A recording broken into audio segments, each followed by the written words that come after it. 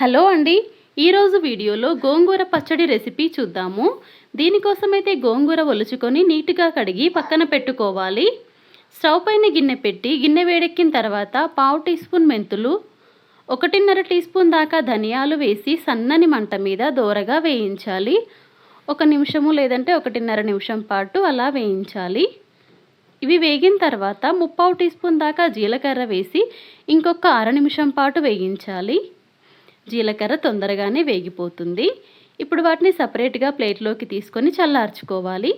అదే గిన్నెలో 1 table spoon నూనె వేసి కారానికి సరిపోను పచ్చిమిర్చిని వేయాలి.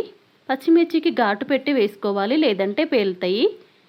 ఇప్పుడు దాంట్లోనే ఒక మీడియం సైజ్ టమాటా కట్ చేసి టమాటా కూడా ఒక 2 నిమిషాలు మగ్గేదాకా ఉడికించాలి.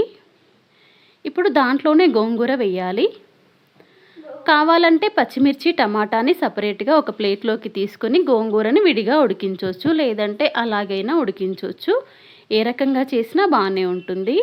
గోంగూర మగ్గడానికైతే ఒక 5-6 నిమిషాల టైం అయితే పడుతుంది. ఇలా బాగా మగ్గిన తర్వాత స్టవ్ ఆఫ్ చేసి చల్లార్చుకోవాలి.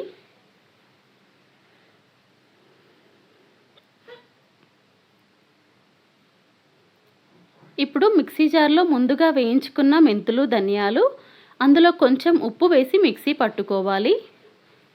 ఉప్పు వేసుకుంటే కొంచెమే క్వాంటిటీ ఉంది కదా, కొంచెం మెత్తగా నలుగుతాయి అన్నమాట ఉప్పు వేస్తే.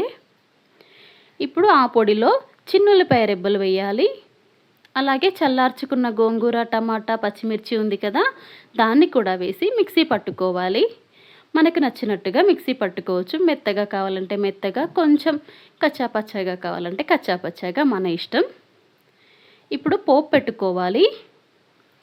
స్టవ్ పైన గిన్నె పెట్టి ఒక 3 టేబుల్ స్పూన్ల దాకా నూనె వేయాలి.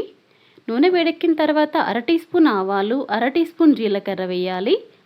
అవి చిటపటమన్నాక కొంచెం కరివేపాకు, ఒక 2 ఎండుమిర్చి వేసి కచ్చాపచ్చాగా దంచిన చిన్నుల్లిపాయలు వేయాలి.